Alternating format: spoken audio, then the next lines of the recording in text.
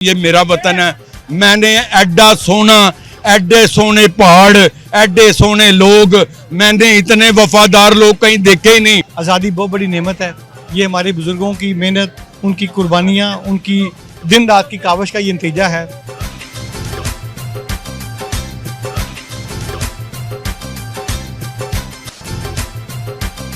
जी अस्सलाम वालेकुम नाज़रीन, आज हफीज़ सेंटर खिदमत ग्रुप यूनियन की तरफ से यौम आज़ादी के हवाले से केक काटा गया, परचम कुशाई भी की गई। हमारे साथ सदर फयाज भट्ट साहब मौजूद हैं, इनसे जानते हैं। भट्ट साहब, यौम आज़ादी है, कैसे मना रहे हैं, क्या पैगाम?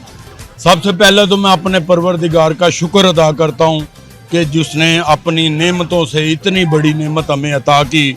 हम अपने अल्लाह के बाद अपने कायदीन का, अपने हीरोज़ का, नेशनल हीरोज़ का, डॉक्टर मोहम्मद इकबाल रहमतुल्लाह अलैह का, जिन्होंने इस पाकिस्तान का हमें तख्लीक किया, नज़रिया दिया, एक सोच दी, और कायदे आज़म ने उनके नज़रिए को जामा अमल में जो है ना पहुँचा कर हमें एक आज़ाद वतन को लेके दिया। हम अपने तमाम जितने भी उस वक़्त के हीरोज़ हैं, चाहे वो मंजर आम पे थे या गुमनाम थे, उन सब को सलूट करते हैं। उनके दर्जात के लिए हम दुआएं करते हैं और उनके एहसानात के तले हम दबे हुए हैं। मैं समझता हूँ ये जो इतनी बड़ी नेमत हमारे हीरोज़ ने 6 लाख कुर्बानियों से, इस वक्त दुनिया की सबसे बड़ी माइग्रेट हुई थी उस वक्त, और तकरीबन 6 लाख लोगों ने जाम शहादत नोश किया। तो इस वतन की कदर करनी चाहिए। जिन मुश्किलात में, जिन हालात में इस वतन को हासिल किया गया, हमारे से एक नस्ल पहले जो थे उनको तो बखूबी अंदाज़ा था, लेकिन उनकी कुछ सोच जो है हम तक मुंतकिल हुई। हमें चाहिए कि आने वाली नस्लों को इस मुल्क की अहमियत का हमें जो है ना उनको बताना चाहिए। दुनिया में सिर्फ 2 ही रियासतें हैं जो किसी कॉन्सेप्ट, किसी नज़रिए के बुनियाद पे तख्लीक हुई। एक ये पाकिस्तान, ला इलाहा इल्लल्लाह मुहम्मद रसूलुल्लाह, ये नज़रिया था कायदे आज़म मोहम्मद अली जिन्ना का, और दूसरा वो इसराइल, वो भी एक, चाहे वो बातिल नज़रिया, लेकिन वो भी उनका एक अपना नज़रिया था। बाकी कायनात में जितने ममालिक हैं सब जोग्राफियाई तकसीम है, वो किसी नज़रिए पे नहीं है। हमें तो ये अल्लाह का इतना बड़ा इनाम है। मैंने दुनिया के 26-27 मुल्कों में सफ़र किया है। मैं ये नहीं कहता, ईमानदारी से कहता हूँ ये मेरा वतन है। मैंने एडा सोना, एडे सोने पहाड़, एडे सोने लोग, मैंने इतने वफादार लोग कहीं देखे ही नहीं। एवं किधरे नहीं कोई काम होंदा, यार कहता आए यार मेरे भणवैये की लड़ाई हो पई है, 3-3 4-4 नस्लें कुर्बान हो जाती हैं। ये दुनिया में इस तरह की मिसाल कहीं नहीं है। मैंने जर्मनी में सफ़र कर रहा था, मुझे खतून साहब मिली, वो कहती है कि जब मैं पाकिस्तान से आई हूँ, अब मैं जर्मनी जा रही हैं। मैं कहा जर्मनी की करन जा रही, कहती पाकिस्तान में दुनिया के सोने तरीन पहाड़ देखे ने, तो हूँ मैं जर्मनी देखन जा रही हैं। मैं कहा तू हैगी कितों दी है? कहती मैं भी जर्मन हाँ। तो मैं कहा हूँ तू किधर चली है? कहती मैं खटमंडू माउंट एवरेस्ट देखन चली हाँ। इतफाक नाल वापसी पे मेरे जहाज च मेरे नाल दोबारा ओदी जड़ी सीट थी, बल्कि उन्हें मेरी स्पैशल जने ना बुला के बट इधर आ ते नाल दे एक बुढ़े बाबे नूं कहा तू उधर होया ते इहनूं मेरे नाल बहन दे। तो कहती मैं हुण फिर पाकिस्तान चली हाँ। जी बिस्मिल्लाहिर्रहमानिर्रहीम। भट्ट साहब के कहने के बाद तो मेरे ख्याल कुछ बचा नहीं मेरे लिए कहने के लिए, लेकिन मैं यही कहूँगा, जैसे भट्ट साहब ने कहा, आज़ादी बहुत बड़ी नेमत है। ये हमारे बुज़ुर्गों की मेहनत, उनकी कुर्बानियाँ, उनकी दिन रात की काविश का ये नतीजा है। मेरा ये ईमान है कि एक आज़ादी हमने 79 साल पहले हासिल की थी।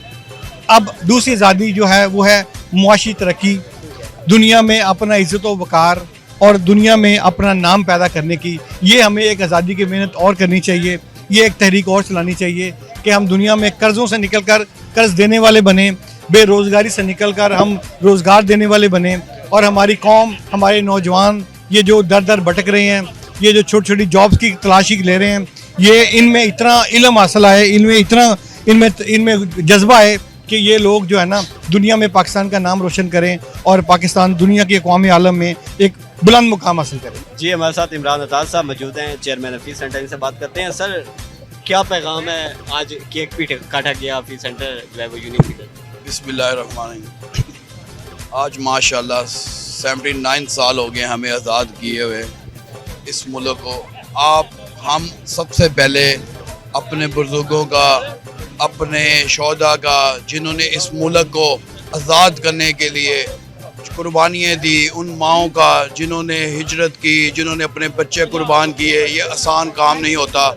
ये अगर हम आज हमारे बच्चे हैं, हम अपने पर रख के सोचें कि क्या उस वक्त क्या हुआ होगा जिन्होंने अपनी कुर्बानियाँ दी, अपने बच्चों को हिजरत की। तो आज इस आज़ाद मुल्क में हम घूम रहे हैं, सांस ले रहे हैं। अब हमारा भी फ़र्ज़ है कि इस मुल्क को जो हम कर सकें, अपने मुल्क को साफ़ रखें, अपने मुल्क के कानून की पासदारी करें, अपने मुल्क की मुआशरत को मजबूत करने के लिए हम भी जो कर सकते हैं, गवर्नमेंट का टैक्स दें, उनके कवानीन को पाबंद करें, जो उनके SOP उनको अमल करें।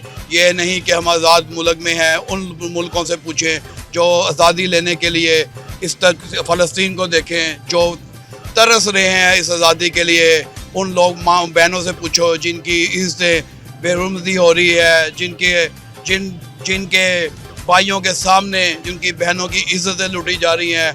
आज हमें करोड़ों बार सजदा नफल अदा करने चाहिए। ये खुशी से अलावा हर मुसलमान को मैं तो ये कहता हूँ कि आज हर बंदे को 2 रकात कम अज़ कम शुक्राने के नफल अदा करने चाहिए।